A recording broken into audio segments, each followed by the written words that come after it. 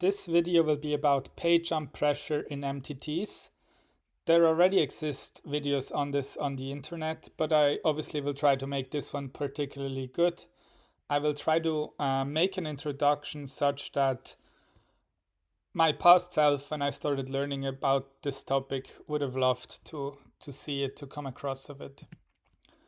The target audience for this video is more beginners and intermediate players rather than players who have already studied a lot. So unlike my earlier videos, this one should be more accessible, but still I try to have like some interesting nuggets in there also for players who already know the topic. And so for instance, if the notion of future game isn't completely clear to you, then you might still get something interesting out of watching this. Here's what I'll cover. So first I'll just explain why pay jumps in a tournament change how we should play compared to like cash game, for instance. Then I'll give a brief explanation of the ICM model and explain what it does, what it calculates. And then I'll show how we can tell that ICM strategy recommendations are obviously incomplete, and how this brings up the relevance of factoring in what we call future game.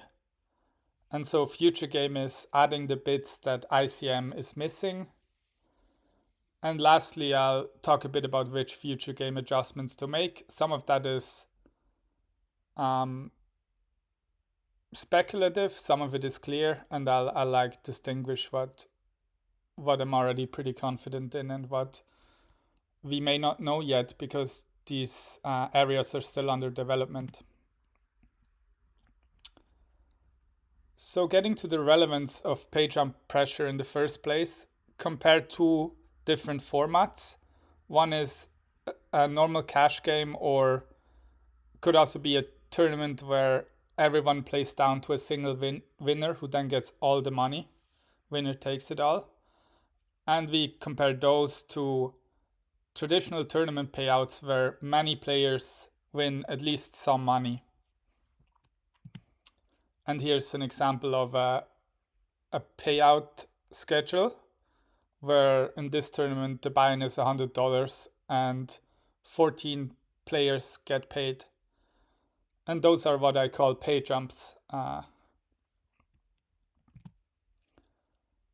so in cash game or winner takes it all formats, there is a fixed and straightforward relationship, a linear relationship between every chip won and every chip lost is worth the same, and doubling your stack is always doubling the monetary value of your stack. And that's referred to as a chipEV environment when this condition holds. By contrast, in tournaments or also satellite tournaments where as long as more than one player wins a ticket, so when multiple players get at least some money, the relationship between chips won and the value increase of your stack is dynamic. So it's not always the same. It really depends on a lot of factors, on the pay jump, on the other stacks in play. And this is then referred to as an ICM environment, or a pay jump pressure environment. And I will now give two brief intuition pumps about why the chip worth is not fixed in such tournaments. So the question is it the case that the expected value of your chip stack is the multiple that you have of the starting stack times the buy-in that you paid for the starting stack? So for instance, if you have 2 times starting stack, is it now worth 2 times the buy-in in expectation? And the answer is going to be no, but I will explain this in a way that makes it really intuitive. So the first example is, imagine you're on the hard bubble of a tournament. So you're 1 away from the money, and it's a large field, or at least big enough that there are many short stacks around. So there are 5 players that have only a starting stack or even below that, 5 microstacks. that are at risk of bubbling. But since we're only one away from the money, at most one of those 5 players will bubble, and at least 4 of them will min cash, and we stipulate here that the min cash is twice the buy-in. And from that it follows that on average the 5 short stacks have like a 80% chance of making the money. Then they will get 2 times the buy-in at minimum, which is obviously worth more than the buy-in amount, more than starting stack in expectation. And that shows that chip worth cannot be fixed. And this added EV, that short stacks that are about to make the money here have extra high EV compared to what their stack multiple would be times the buy-in. This added EV has to come from somewhere. So logically it means that bigger stacks will have less than the multiple of starting stack times the buy-in. And we can see this even more clearly if we imagine a final table scenario where most of the payouts have already been made, and say there are only 4 players left at the final table. And you're chip leader and you have half of all the chips in play. However, if we look at the payout structure on the right, first place only pays about 23% of the prize pool. And obviously your stack now cannot be worth half the prize money, because in this tournament there's no way to win $5,000. The first prize payout is at maximum $2,335. And so if you had been playing the entire tournament in a way where every time you double up, you assume that you would double up your expected value in dollars, then you did something wrong and you had been taking on too much risk.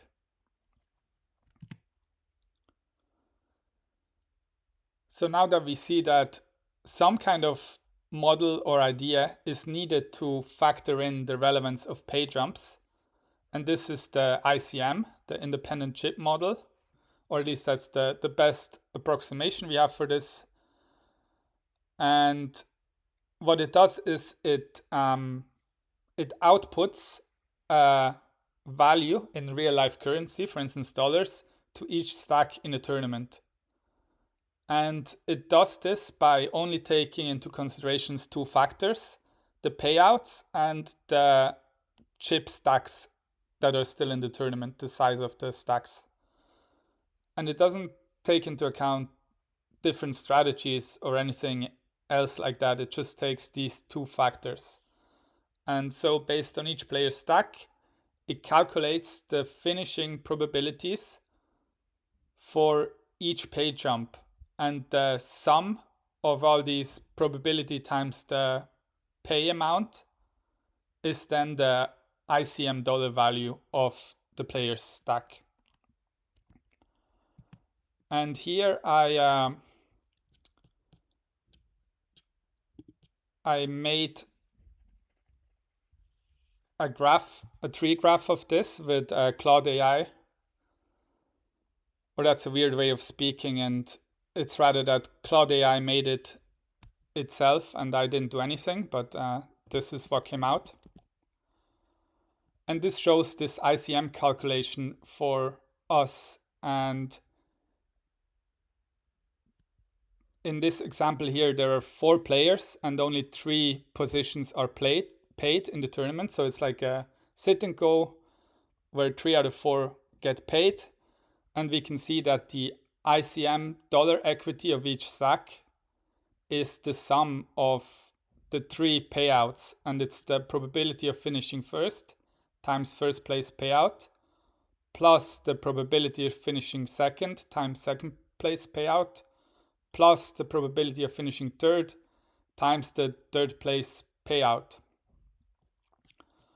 And how is this calculated? So the first place probability is the easiest, because you just take T here is the total of chips in play and S is your stack, and so you just divide S by T and that is now your probability of finishing first. So if you have, let's say you have a third of all the chips in play, then your probability of finishing first is just 1 in 3. And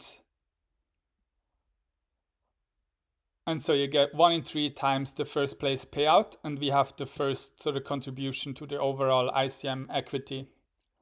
And then calculating your chance of finishing second place gets a bit more complicated, because in a sense there are 3 different ways for you to finish second place, depending on who finishes first in each scenario. And so the way this is calculated is, first, the model calculates the chance for player. So P1 is like P1 to P3 are the 3 players that are not you. So what's the chance that the first other player gets first, the second other player gets first, and the third other player gets first? And then in each scenario, you take your stack and divide it by the remaining chips in play minus the chips of the player who we assume here got first instead of you. And then, so there are 3 different ways for you to get second, and then that gives you your probability of finishing second times the second place payout. And then for the third place, it's still the same calculation, but now there are 6 different ways for you to finish third, depending on which other 2 players finish first and second. And then the model just calculates all these 6 ways for you to get third, sums it up together, and now that's the third term. And if there are only 4 players left and 3 paid jumps, 3 paid positions, this is still somewhat overseeable, and it's possible to calculate this out. But obviously in a tournament with 1,000 players and 150 players paid, this term here would grow bigger and bigger, and it would become impossible to calculate precisely, even with large computers. But there exist approximations, so there are simplified algorithms that give you the rough answer that the full ICM model would give if you calculated it out.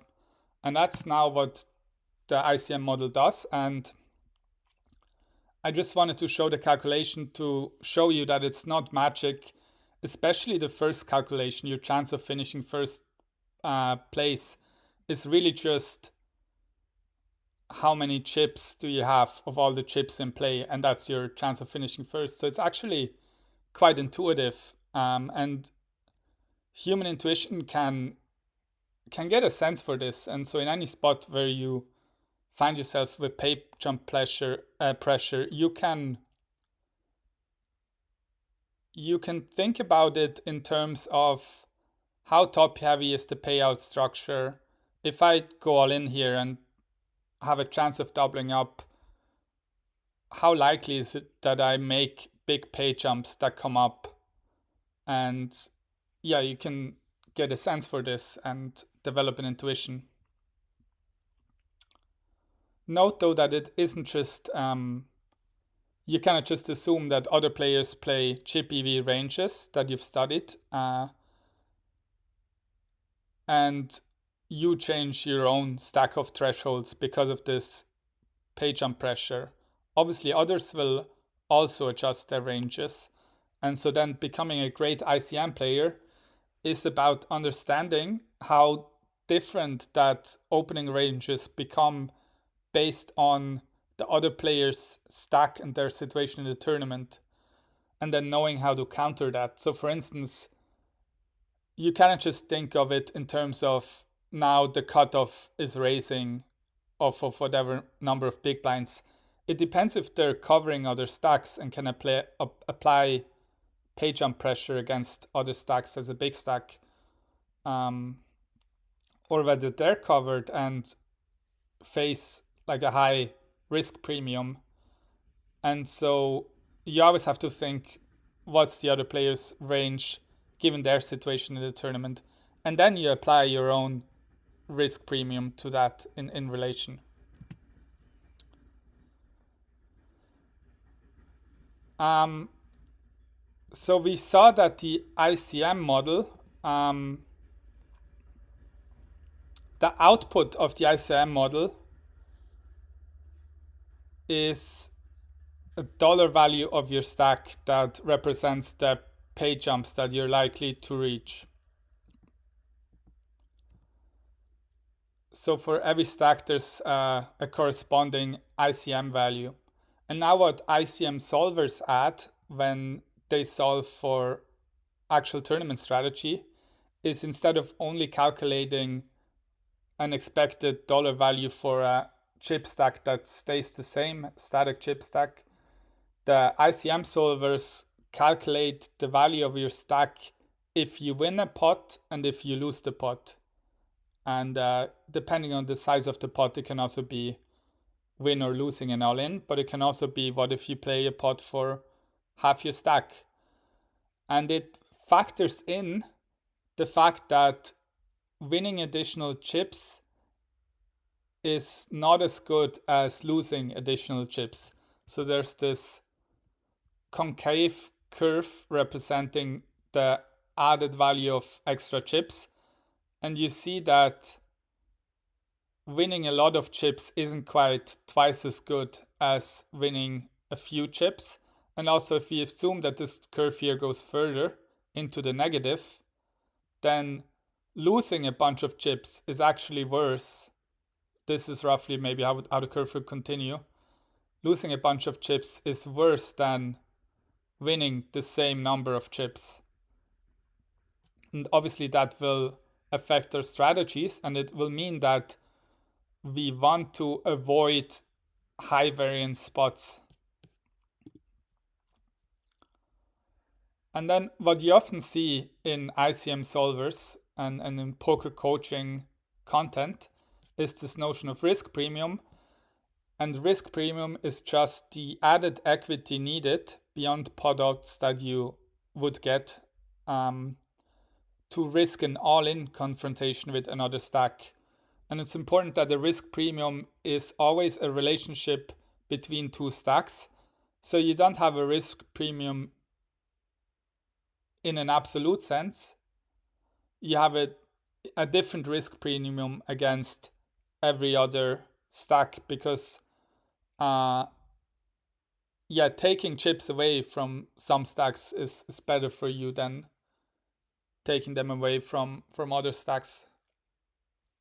Especially so at a final table, when it really matters if someone gets crippled and is now a microstack or still has a lot of chips to bully you in the future.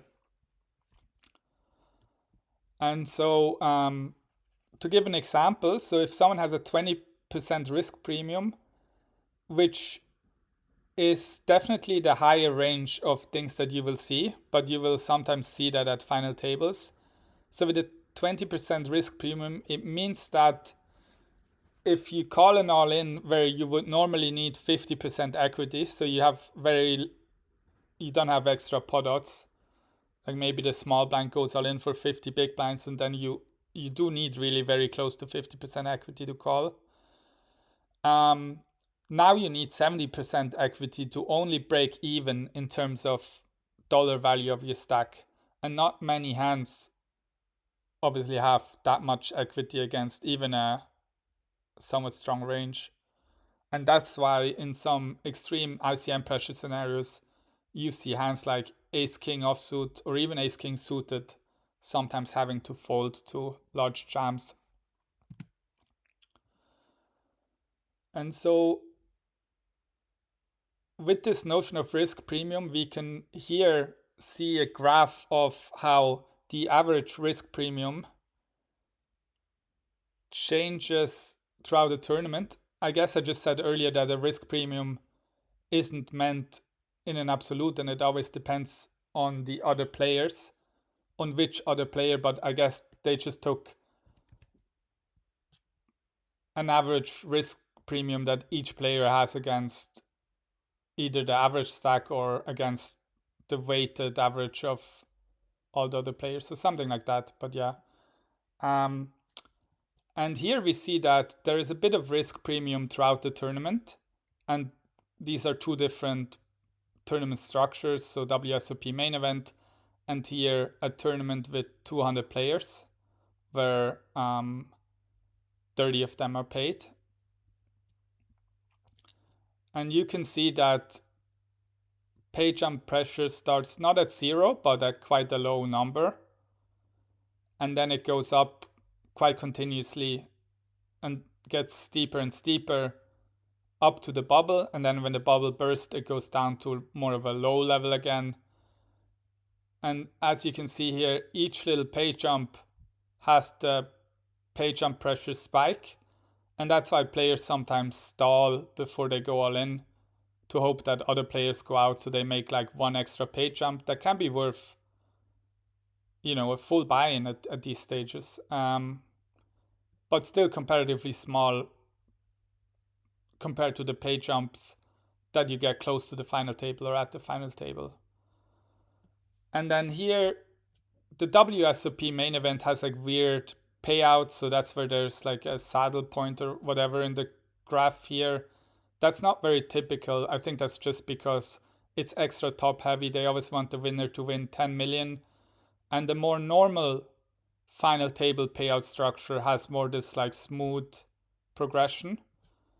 And obviously when only 2 players are left heads up at the final table, the risk premium goes to 0, because then for the remaining Payjump, it really is a winner takes it all situation. So the Payjump pressure goes down to 0 at 2 players. But before that, it's really quite high throughout the final table. It seems to be highest at the final table bubble here, but I think that's kind of an artifact. I'm not completely sure about this, but my guess is that it's because when you go from 2 tables to 1 table, as long as there are 2 tables, then for every hand that you're playing, there are sort of twice as many chances for 2 other players to go all in at different tables. And so the chance that people bust just goes down when only one set of cards, one deck is being dealt, compared to when there are 2 tables. So this is kind of like an artificial spike. It still matters, but I wouldn't put too much relevance on the final table bubble by itself, because it's not really a bubble in any normal sense. The Payjumps just continue to happen. And if anything, sometimes, 11th and 10th get the same payout, but then you get to a point where every single additional player going out generates a Payjump. I'll now talk a bit about sort of bubble play and bubble strategy. And mainly just one misconception is that players treat bubbles the same way independent of the size of the tournament, and that would be a mistake. So as I said earlier, it really matters how much doubling up increases your chance of reaching big Payjumps later on.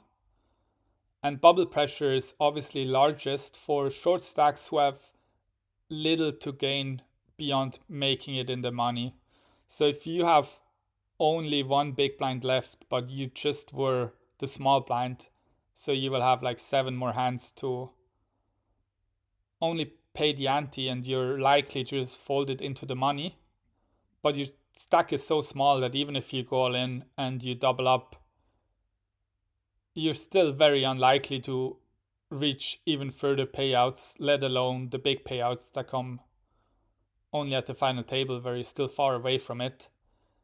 Then you're basically just playing for the min cash at that point, because you have little to gain from doubling up. However, if you have, average stack or even above average stack,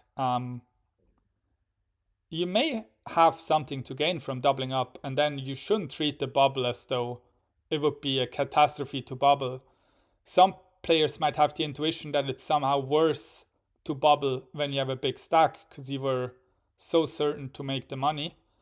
But it's often the other way around, and it's more acceptable to bubble if the risk that you were taking had a big potential payoff. And so in a large field tournament, this applies less. And I would say bubble pressure is still quite high when you have twice the average stack, because it'll take a long time before pay jumps after the bubble become significant. And so you doubling from 2 times average stack to 4 times average stack just doesn't very often give you a large boost to the pay jumps that you're actually likely to make. Whereas in a small field tournament, so earlier we saw this pay structure with 14 players paid in a 100-player tournament. If you're on the bubble with twice average stack and you double up to 4 times average stack, that will really increase the probability that you make these massive pay jumps at the final table, and that incentivizes a lot of risk taking. So here I will give 2 examples of payout structures. And in both of these examples, let us imagine that we are on the hard bubble with twice starting stack, and we're thinking about how much risk to take against another big stack. And so on the left, we're here twice average stack with 15 players left. And so in a sense, our average finishing position will be somewhere between 7th and 8th. But if we now risk, and we have the min catch basically secured unless we take a big risk. So we're risking these 200 to get the chance to double up. And if we double up, it becomes fairly plausible that we make it sort of in the 3rd to 4th area. And we see here that this is 5 to 6 times the min cash. So doubling up really is, in a way, quite a lot more important than securing this min cash, which is why in a small field tournament, we really can't take risks. Obviously, we still want to be ahead of the other player's range. We're not just here to gamble at bad odds, but we don't have to be too scared of bubbling here, actually, if we can really meaningfully increase the chance that we make several big pay jumps here at the final table, and also really obviously increase our chance of getting first, which also matters a lot. However, here on the right is a very extreme example with a tournament where so many players played this tournament that 4,000 get paid, and so 18,000 started it. And the tournament had a $200 entry fee on the right, and on the left it was $100. But that's not relevant because we're comparing the min cash to what we stand to gain. So let's say we're 1 player away from the money here. We have twice the average stack. Roughly 4,000 make the money. So at the moment, maybe a typical finishing position would be somewhere around 2,000 place. And you see here that these $400 are quite relevant compared to, if we double up, we make it more likely that we make it somewhere here in the 1,000th place. But the difference between min cash and place 1,000 is only 2.5x. Whereas here it was 5 to 6x. So really it matters less in this scenario. And sure, you also double your chance of getting first eventually. So you might think, oh, isn't that really valuable because first place here is so massive? But just not a lot of your total expected value in such a large tournament comes from finishing first. So that if you actually calculate how much does it increase your chance of getting first, it's roughly the same here and here. It's not the case that this is much more important. But then you're you gain much more value for the intermediate pay jumps here on the left, whereas here on the right, most of your values is just gained in this area where the pay jumps are really slow, really flat. And so in this large field tournament, you don't gain much from doubling up on the bubble. So you would actually, prefer to avoid risks here mostly, even as a big stack. Now moving away from the bubble and asking the question, so when does ICM matter? It matters already a lot before the bubble, and in fact, as we saw, it's just gradual, and the relevance of pay jump pressure increases gradually, but it's never quite zero. And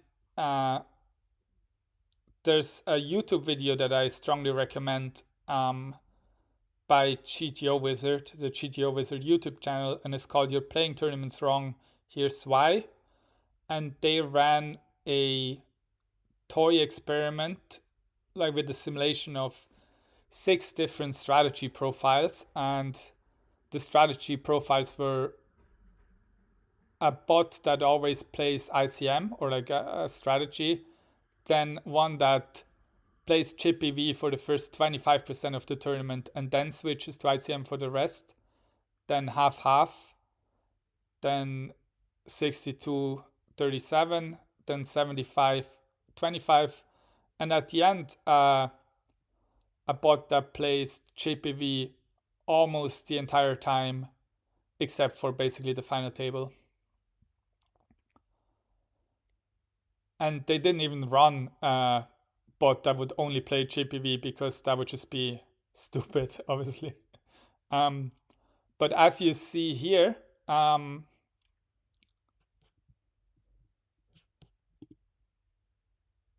the ICM strategy does best, and also the sooner you play ICM aware, the more chips you win in this simulation.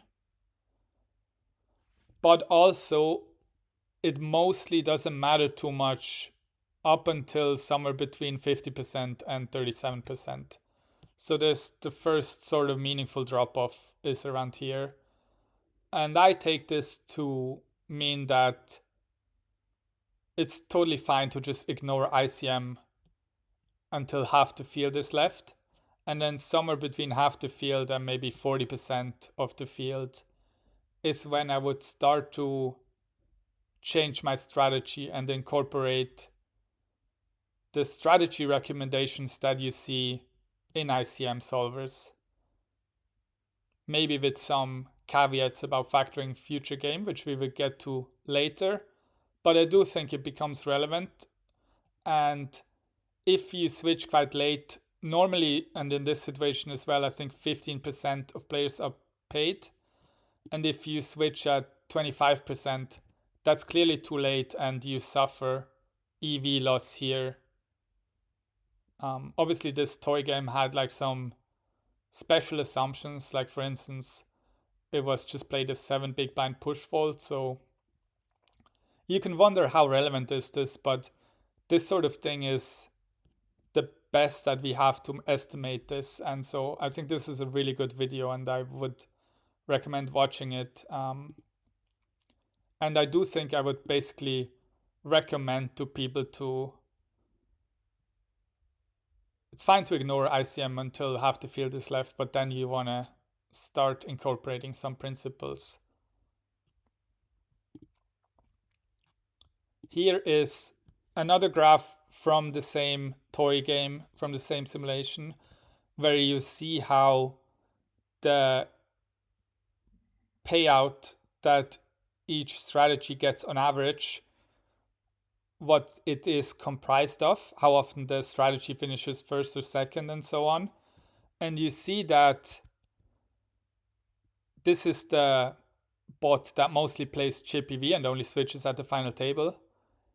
It's kind of hard to see, and this supports the point actually, but this bot has the most first place finishes, obviously, because it was playing the tournament for most of the time as a winner takes it all tournament. So obviously it will end up getting first the most often. But it's hard to see even that this dark blue here is bigger than the dark blues here, because the difference just isn't very large. And on the whole, really a lot of your expected value comes from min cash, second lowest cash, third lowest cash, and so on. And then final table payouts are also very meaningful overall, but you can still have quite a large probability of finishing 9th or 8th or 7th or whatever when you play ICM the whole time. And so overall, it's just a smart thing to do, obviously, you basically have to take ICM into account. And now what does that mean in practice? What strategies does ICM recommend? So the first one is that you want to register tournaments as late as possible because this gives you an automatic advantage. The reason for this is that as players go out and the average stack size increases, because the value of doubling up your chips is less than, it doesn't quite double the EV for you in the tournament. This means that a starting stack becomes more valuable as some players lose their starting stack, but they have still paid the buy-in, and the buy-in is in the tournament prize pool. And so now other players have big stacks. In relation to them, your stack now becomes more valuable. So if you register as late as possible, you just get this automatic equity boost that can be quite large. Like it can be more than 10% even, which is absolutely massive. Of course, if the tournament has like a good structure, if there's a lot of time to play at deep stack levels, then edges can be quite large and you can capitalize on other players' mistake when they play deep stacked. And so another strategy you can do is register really early, focus on exploitative play, and maximize your edge. But ICM would recommend that you don't do too much of intermediate registering, which is neither optimal for just the late registration equity boost, nor is it a good idea for maximizing your edge. Then, not necessarily from the very start, although as we've seen here, in a way you also want to avoid fringe spots with 0 or low EV hands, especially when they're high variance, when you register the tournament early, because the only logical reason to register a tournament early is if you think you have an edge, and if you have an edge, you don't want to take low EV high variance spots. But then in ICM terms, also when you get towards 40% of the field left, the first adjustments you want to make is just passing up on close spots to reduce variance, increasing the chance that you reach the min cash. And then as Payjump pressure gets stronger, so more like 33% of the field left or less than that, 30 and less, then the adjustments get quite significant and they create almost like a new format of the game. So when you're covered, you start defending a lot less because most of your big blind defense are with hands that make only a small amount of money, and also since you get great pot odds in the big blind, you defend against the raise in the hope of only winning the pot a fifth of the time, and that's still fine because you only pay 1 or 1.2 extra big blinds and you get great pot odds. But if losing chips is worse than winning the same amount of chips, then you don't really want to enter a spot where 4 out of 5 times you lose the extra big blind that you put in, and therefore you defend a lot less, especially when you're covered, because when you're covered, the other player gets to leverage the fact that their risk premium is lower versus you against you and overbluff. And so you have to play even tighter against players who cover you, because they get better equity realization and you have to play extra defensive. And for similar reasons why we want to defend a lot less in the big blind, especially when you're covered, you also want to play more raises instead of flat calling opens. And this may sound counterintuitive at first because you're thinking, why am I raising and creating a big pot when my goal is to reduce variance? But there's actually a logical reason here, and the reason is that when you flat call a raise, you have the situation where you get pretty good pot odds to call a raise, and it's okay if you only win the pot 30% of the time or whatever with your pot odds. But you don't want to put in 2.2 chips when you know that roughly 70% of the time you're going to lose those chips. So you're passing up on marginal spots and your hands that are just good enough to call the raise, but not good enough to re-raise themselves. Because of ICM pressure, those hands now turn into obvious folds. And even hands like pocket pairs that can, under normal conditions, they would love flat calling a raise with small pocket pairs to set mine. But set mining becomes less of a lucrative strategy because when you set mining, you lose the pot most of the time and then sometimes you win a big pot. But if losing chips is less good than is more bad than winning chips is good, then you just don't really want to play pots that you're likely to often lose.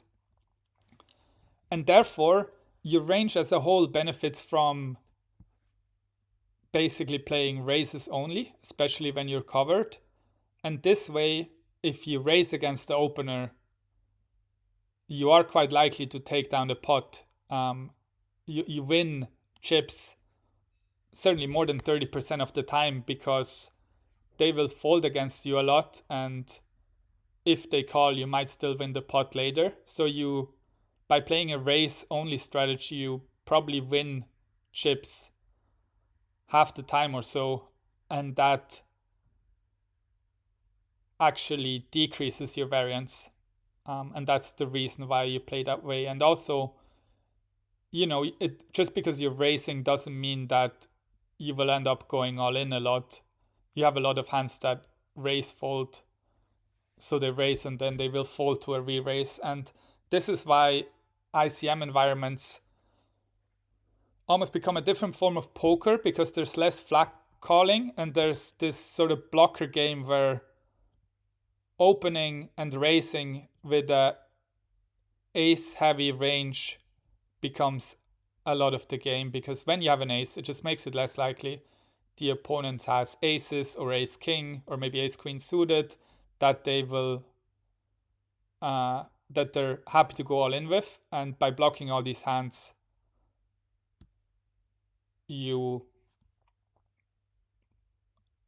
are less likely to run into the goods basically, and also your opponent is less likely to re-bluff you because they want to have an ace as well to play back at you often. And that's why it turns into this sort of blocker game.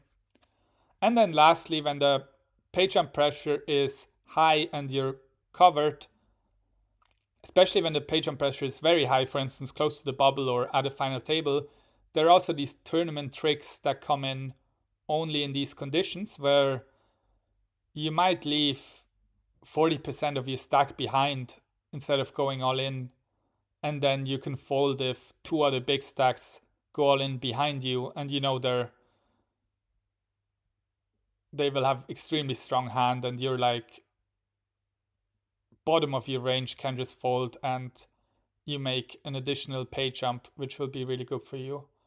In other scenarios, you would never fold when you only have 40% left of your stack, but with a lot of ICM pressure, these like tournament tricks become possible. Or also there are things like if you are two stacks that are basically the same stack size and you're one away from the bubble, maybe instead of going all in, you just leave like one chip behind and the other player does the same, and then you often check it down and maybe don't go for extra thin value if you have like pocket sevens on the bubble and the flop is like a king and a queen. Maybe you just check it back and you save yourself some money if the other player has pocket eights or whatever. And then lastly, when you're covering other players comfortably, so comfortably here is important. If losing an all-in against them still leaves you with a lot of maneuverability and in a good situation in the tournament, then you get to apply pressure, leverage the fact that the risk premium is higher, and win extra chips. So those were all the recommendations of ICM solvers. And now the question is, what about Future-Game? And you may have heard this expression that ICM does not consider Future-Game, or that the ICM model assumes that the game ends right there, that no further hands are played.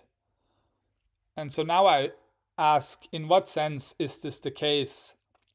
Because we have seen that the ICM model actually calculates all finishing positions for payouts based on your probability of finishing in those positions. So in a sense, it does consider future, because it calculates all your probability of finishing first, second, third, etc. But what it doesn't consider is how an actual tournament plays out in the future with strategies. So basically, thinking it through, ICM calculates a dollar value for your stack based on only two inputs, stack sizes and tournament payouts. And then based on those ICM calculations, ICM solvers produce unexploitable strategies that factor in the ICM value of chips won and chips lost. But the thing that's missing now is that ICM recommendations don't factor in the impact of playing ICM strategies as the tournament continues. And the main example here is that ICM-aware strategies recommend that chip leaders, or just unusually big stacks, get to apply pressure, and mid-stacks especially in the presence of microstacks that are likely to go out soon, that will give us Payjumps. Mid-stacks are stuck in ICM prison and they have to play very, very passively according to the recommendations of ICM solvers. So they're stuck in ICM prison, so to speak. But now if we assume that this situation continues and the chip leader gets to apply pressure over and over and win extra chips, while the mid-stack always has to overfold, that actually means that the mid-stacks will on average continue to bleed chips and the chip leader will continue to amass extra chips. And that gives us a clear deviation from what the ICM model predicts, because the ICM model does not consider Future-Game with ICM-aware strategies. It doesn't consider strategies at all. It just looks at stack sizes and payouts. So that's what's missing. And now I'll just give sort of an intuitive example of chip leader pressure and ICM prison. So here's a GTO wizard simulation. On the right is chipEV equal stacks, everyone has 25 big blinds. On the left is an ICM scenario. I think it might be a final table. I believe it is, but it could also be close to the bubble, I guess. But I believe it's a final table. And the small blind is a big stack. And in this scenario, I deliberately made it not even the most extreme scenario. So the cutoff is actually the table chip leader. but the small blind is covering the big blind by a factor of 2, and they already get to apply a lot of pressure. And it's just good to note that if the small blind had 80 big blinds in this example, the example would be even more extreme and they could apply even more pressure. But here, even just with this setup, we can see quite an extreme situation. So here on the left, the small blind gets to apply ICM pressure. On the right, it's the same small blind, 25 big blinds effective, playing chipEV. And we see here much more raising, so different types of light red on the left, much less folding, and much more all in, and going all in with a way weaker range. So here on the right, the small blind, when they go all in, they often have ace-9 offsuit or ace-8 offsuit. Here on the left, there are basically no strong value hands that go all in. It's all just about leveraging the risk premium and putting on this pressure with hands that play poorly post-flop, are never too far behind when they go all in against a somewhat strong range. But they're just not that strong hands, like it's ace-3 offsuit or jack-8 suited or king-4 suited. Pocket fours being the strongest hand here. And even against this all-in range, the big blind under ICM pressure has to fold ace-7 offsuit, pocket fives, ace-6 suited, queen-jack suited. Whereas on the right, against the stronger all-in range in chipEV, the big blind calls off a bit wider even.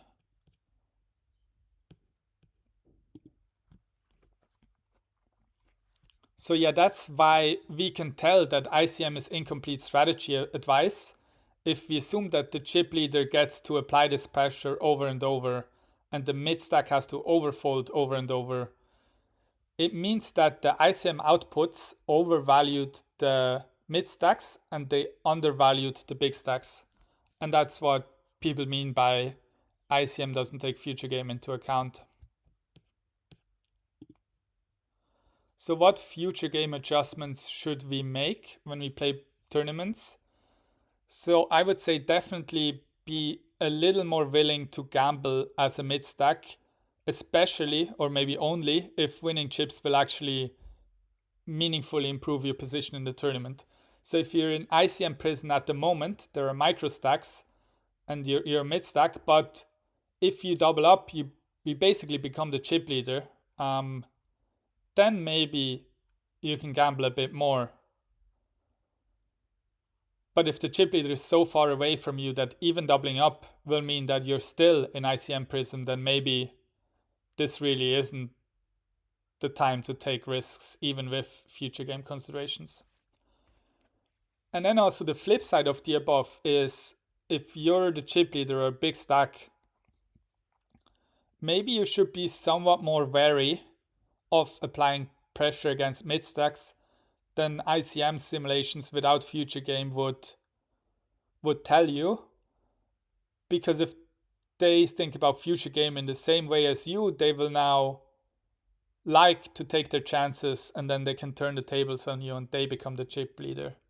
And then lastly, for short stacks, I'm actually not completely sure what the future game implications are for short stacks.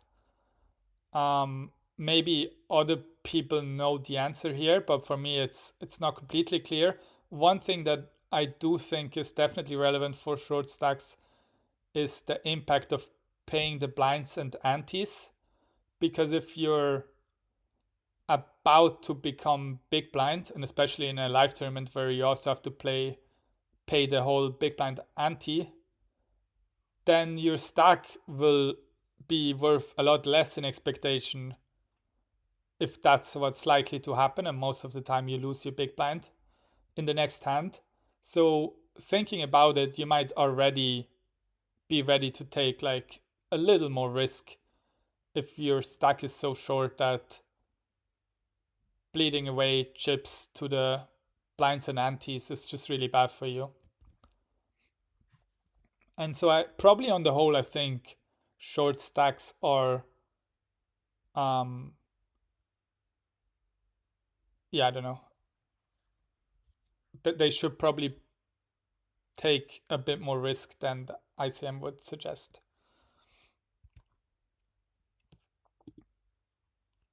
But yeah, Future-Game is not yet solved because in order to solve it properly, you would have to simulate entire tournaments with solver strategies in every hand.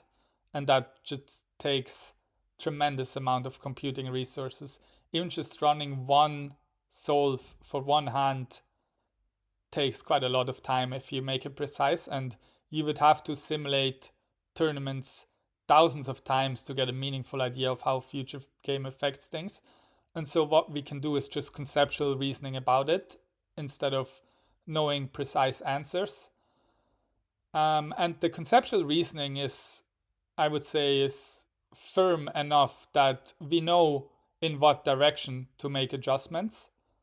But I had to say somewhat a lot in my recommendations, like, become slightly more willing to gamble as a mid stack if you can double up to become basically chip leader.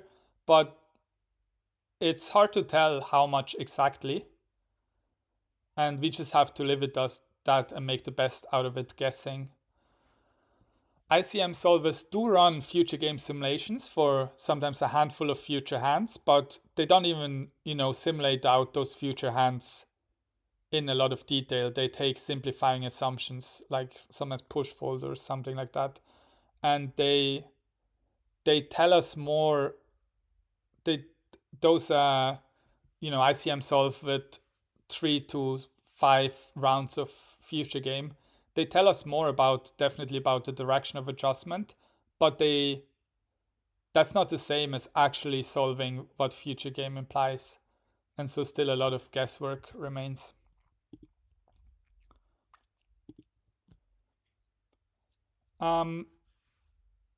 Here's just a brief argument for why Future-Game adjustments aren't massive. So even if you can become the chip leader by doubling up, you probably do not want to play anywhere close to chipEV and just take risks freely, because it would be self-contradictory if becoming the chip leader was overridingly important, because then everyone would want to do that, and if everyone who has close to half your stack will just gamble against you like crazy, then what was the point of even becoming the chip leader? So in a way, it's self-contradictory to think that becoming the chip leader is like this magic ticket that gives you so much extra value that you want to gamble like crazy to become chip leader, because if that were the case, then it wouldn't actually be that valuable to become chip leader. So sometimes I see players with a lot of past success talk about final table spots, and they're kind of like, yeah, because of Future-Game, and then they make like a crazy risky call off or an all-in bluff that, I don't know, maybe it was good, but there is a strong selection effect in poker, and people who have done this in the past and gotten lucky will have won a fair number of tournaments in a year and become really successful. But maybe it was just luck, and if we ask the people who have gotten ninth at the final table several too many times in these spots, they will probably say that they've learned the hard way and they play final tables differently. And so the answer is probably somewhere in between. And yeah, I guess another thing is also that I could imagine that there used to be a time when chip leader could just abuse everyone else on the table because people didn't know how to play back against chip leaders. And so back in the days, maybe it really was this magic ticket and some players could just run over others at the final table. But I think a lot of coaching content these days focuses on how to play back against chip leaders, and in my experience, people are definitely becoming better at that. And so I think nowadays, at least, we have to be somewhat balanced. I think we definitely want to make some Future-Game adjustments, and we want to be looser than ICM solves without Future-Game would dictate if we can double up and become the chip leader, but we should still not play anywhere near chipEV in these spots because that would be making too much of an adjustment. Lastly, if you've been listening to this video, maybe you've been wondering what about skill edge, and obviously that's relevant as well. It's just that in my terminology, when I just speak about future game, so far I just meant objective considerations about ideal poker strategy in a world where everyone plays like solvers. And I propose to use the term future game with edge if we want an all things considered analysis. And obviously eventually we do want that. It's just good to know to start by knowing what the ideal strategy considerations are in a solver world, and then as a last step we have to think about future game with edge. And several things can change here, and one of them is that if you have opponents that don't respect Payjump pressure enough, then there's now less of a strategic advantage to being chip leader, obviously, and that changes things. And then another interesting spot where future edge matters a lot is on GG poker, in online poker. When you reach the final table, the blinds are rolled back. So let's say the average is like 15 big blinds at the final table bubble. When you make the final table, they scale up the average, the blinds, they make the blinds smaller. So the average falls somewhere between 30 and 40 big blinds. And if you have a skill edge compared to the table, you will realize this edge a lot more easily when the average stack is 30 to 40 big blinds deep at the final table. And these become really amazing spots to play with an edge. And so you might want to be extra cautious at the final table bubble if you're confident that you're one of the best players remaining. That we now have reached the end of the video basically, and I'll just summarize what we hopefully have learned. So we saw that Payjumps change how we should play tournament poker. I would say that Payjump pressure comes down to kind of two parts. So one is ICM and ICM aware solver strategies, and the second one is future game. And future game adjustments are somewhat of an art because it would take too much computing power to simulate out tournaments in a way where everyone plays ICM informed strategies against everyone else. But we can say with quite some confidence that compared to ICM solves, chip leader stacks gain in value and mid stacks go down in value, especially if they're in ICM prison in the presence of microstacks.